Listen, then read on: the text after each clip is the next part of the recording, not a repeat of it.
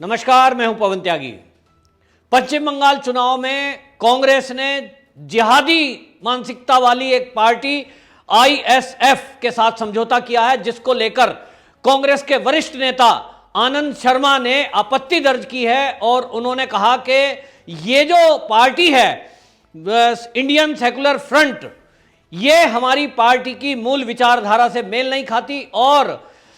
सांप्रदायिकता के खिलाफ लड़ाई में कांग्रेस रचनात्मक नहीं हो सकती। आईएसएफ जैसे दलों के से गठबंधन पार्टी की मूल विचारधारा के खिलाफ है। आनंद शर्मा ने ट्वीट करते हुए कहा कि सांप्रदायिकता के खिलाफ लड़ाई में कांग्रेस चयनात्मक नहीं हो सकती। आईएसएफ जैसे दलों के साथ गठबंधन पार्टी की मूल विचारधारा के खिलाफ है। वहीं उन्होंने कहा कि गांधीवादी, नेहरूवादी, धर्मनिरपेक्षता के खिलाफ है ये विचारधारा और जो कांग्रेस पार्टी की आत्मा है, ये समझौता उसके विरुद्ध है। इन मुद्दों पर कांग्रेस कार्य समिति में चर्चा होनी चाहिए। हम आपको बता दें कि ये जो पार्टी है, जिसको लेकर कांग्रेसी लीडर आनंद शर्मा ने आपत्ति दर्ज की है और कड़ा विरोध जताते हुए कहा है कि ये कांग्रेस की विचारधारा से बिल्कुल उलट है कि हम सांप्रदायिकता के नाम पर चयनात्मक हो रहे हैं। एक तरफ जहां संघ को कट्टर हिंदूवादी कहकर हम उसको गैर सांप्रदायिक पार्टी बता करके विरोध करते हैं, वहीं ये कांग्रेस कैसे कर सकती है कि जो एक जिहादी मानसिकता रखता हो, एक पार्टी आईएसएफ को बनाकर वो ऐसी बातें करता हो जो देश विरोधी हैं, जो शरिया कानून लागू करने की बात कहता हो। ऐसे पार्टी से कांग्रेस ने समझौता बिना सोचे समझे, बिना कार्य समिति में चर्चा किए किया, जो बहुत ही खतरनाक और गलत है। जी हां, आपको बताएं कि ये आईएसएफ इंडियन सेकुलर फ्रंट, ये जो पार्टी है, इसका जो प्रमुख है फुरफुरा शरीफ के पीरजादा अब्बास सिद्दीकी, और ये वो अब्बास सिद्दीकी है जिसने कुछ ही दिनों पहले एक रैली में यह कहा था कि दिल्ली के अंदर जो दंगे हुए हैं उसमें मस्जिद को जलाया गया, मस्जिद के स्पीकर तोड़ दिए गए और इसीलिए खुदा ने कोरोना बीमारी भेजी है और अब अच्छा होगा कि 10, 20, 50 करोड़ हिंदू इस बीमारी से मारे जाएंगे। उसने ये जो मंच से कहा, इसके बाद काफी आलोचना हुई थी। और आपको बताएं कि ये जो फुरफुरा शरीफ का पीरजादा अब्बास सिद्दीकी, जो आईएसएफ का हेड है, ये एक मंच पर भाषण देने के लिए आया था और वहीं ये जो कांग्रेस के बड़े नेता हैं अधीर रंजन चौधरी और विपक्ष के नेता हैं, ये मंच पर जाने से मना कर दिया था इन्होंने। और इन्होंने कहा कि अगर इस मंच पर ये अब्बास सिद्दीकी है तो मैं नहीं जाऊंगा। और उस समय समझा जा रहा था कि कांग्रेस इस तरह की विचारधारा का बिल्कुल साथ नहीं देगी और कांग्रेस ऐसी विचारधारा का समर्थन नहीं करती जो जिहादी मानसिकता की विचारधारा है, जो 10, 20, 50 करोड़ लोगों को मरने की बात कर रहा है और जो कह रहा है कि तैयार हो जाओ, दिल्ली में जो मस्जिद जली है उसके लिए हमें युद्ध करना है और कोरोना इसीलिए आया है कि 10, 20, 50 करोड़ लोग मर जाएं। वो इसको खुदा की मेहरबानी बताता है। वहीं आपको बताएं कि कांग्रेस के अंदर इसको लेकर घमासान मचा हुआ है। पहले से ही G23 वाले नेता सवाल उठा चुके हैं, लेकिन अब लगता है कि अधीर रंजन चौधरी से भी इसको पूछा नहीं गया है, क्योंकि अधीर रंजन चौधरी जो कि इंचार्ज हैं पश्चिम बंगाल के, और वो पहले ही इसके आईएसएफ के बारे में विरोध दर्ज करा चुके हैं। लेकिन आईएसएफ से समझौता करके कांग्रेस ने यह जता दिया है कि चाहे कोई पार्टी का कितना भी बड़ा लीडर हो, चाहे कोई प्रदेश का प्रभारी ही क्यों ना हो, चाहे कोई विपक्ष का नेता उनकी तरफ से अधीर रंजन चौधरी क्यों ना हो, कांग्रेस का आला कमान अपनी ही चलाएगा। और इसीलिए आप देखिए कि केरल में वो वामपंथियों के विरोध चुनाव लड़ेगा, लेकिन पश्चिम बंगाल में वही वामपंथियों के साथ मिलकर चुनाव लड़ रहा है। तो अब जब आईएसएफ जैसी संस्था से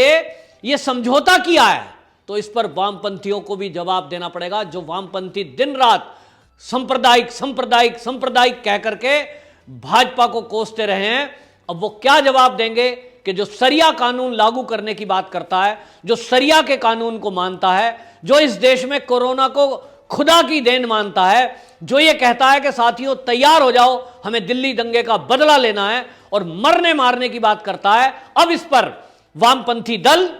और कांग्रेसी हाईकमान राहुल गांधी और प्रियंका गांधी क्या कहेगी, जो दिन रात मंदिरों के चक्कर लगा रहे हैं। और प्रियंका गांधी अभी कामाख्या मंदिर गई थी, अपने को लंबे लंबे तिलक लगाकर वो हिंदू बनने की कोशिश कर रहे हैं। तो वो इस पर क्या कहेगी राहुल गांधी और प्रियंका गांधी कि जब उनका जिसके साथ अलायंस हुआ है आईएफएस पार्टी का हेड अब्बास सिद्दीकी, वो एक सभा में खुलेआम कह रहा है कि इस देश के 10, 20, 50 करोड़ हिंदू मरेंगे तो ये खुदा की रहमत होगी, क्योंकि उन्होंने दिल्ली में मस्जिद जलाई थी, अब ये लोग मरेंगे। इस पर राहुल गांधी को, प्रियंका गांधी को जवाब देना पड़ेगा। दूसरी एक बात और तय है कि जिस तरह से आनंद शर्मा ने इसके बारे में आपत्ति दर्ज की है और कई नेता इसके विरोध में आ चुके हैं कि इस तरह की सांप्रदायिक ताकतों से केवल जीतने के लिए अलायंस करना, समझौता करना, यह कहां तक न्याय संगत है। आनंद शर्मा ने यहां तक कहा कि यह कांग्रेस की मूल विचारधारा के बिल्कुल विरोध में है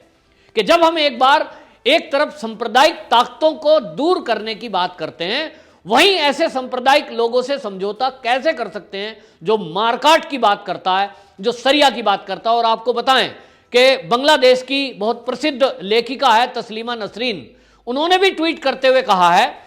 कि ये जो कांग्रेस ने अलायंस किया है जिस अब्बास सिद्दीकी के साथ, तो क्या अब पश्चिम बंगाल में सरिया कानून से काम चलेगा? तस्लीमा नसरीन ने ट्वीट किया है कि ये वो व्यक्ति है जो सरिया को मानता है, ये अब्बास सिद्दीकी वो व्यक्ति है जो महिलाओं का सम्मान नहीं करता,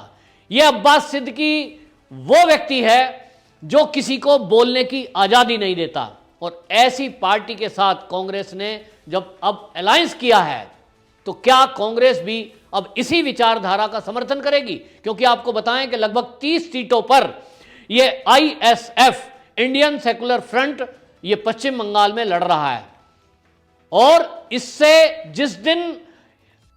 अकरुद्दीन ओवैसी की मुलाकात हुई थी उस समय काफी चर्चा हुई थी कि ये ओवैसी जो है ये अब्बास सिद्दीकी से मिल रहा है, इसका मतलब क्या है। लेकिन आज कांग्रेस जो इसका विरोध कर रही थी, आज उसी ने इस जिहादी मानसिकता वाली पार्टी से समझौता कर लिया है, जिससे एक बात बिल्कुल तय हो गई है कि कांग्रेस आला कमान, जिसमें राहुल गांधी, प्रियंका गांधी और सोनिया गांधी, वो सत्ता पाने के लिए किसी भी हद तक अब नीचे गिर सकते हैं। क्योंकि अगर वो इस देश में 50 करोड़ लोगों के मरने की दुआ कर रहा है, ऐसा व्यक्ति कोई पार्टी बनाता है और ऐसा व्यक्ति यदि मंच से कह रहा है कि कोरोना जो आया है वो खुदा की देन है, ऐसा सरिया को मानने वाला, महिलाओं का अपमान करने वाला और ऐसा लोगों की मौत पर मजाक और हंसी ठट्टा लगाने वाला और बदले की भावना से कार्रवाई करने को कहने वाला व्यक्ति अब कांग्रेस के साथ अलायंस कर रहा है, तो क्या कांग्रेस अब इस देश में सरिया कानून लागू कराने चाहती है?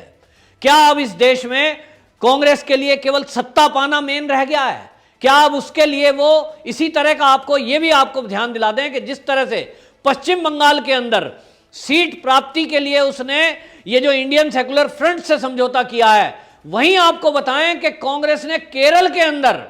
मुस्लिम लीग से समझौता किया है।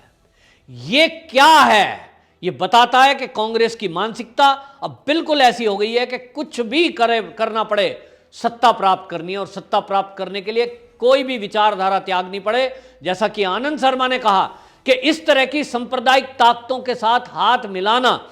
ये हमारी कांग्रेस की मूल विचारधारा गांधीवादी सोच, नेहरूवादी सोच और धर्मनिरपेक्षता के खिलाफ है, जो कि कांग्रेस की पार्टी की आत्मा है। इसका मतलब यह हुआ कि अब सोनिया गांधी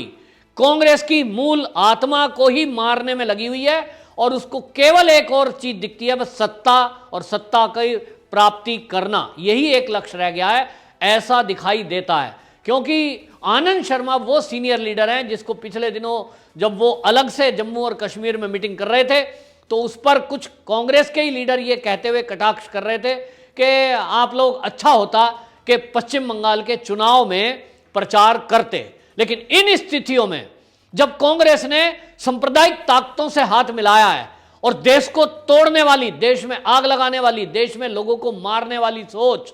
और कोरोना को खुदा की देन बताने वाले जैसे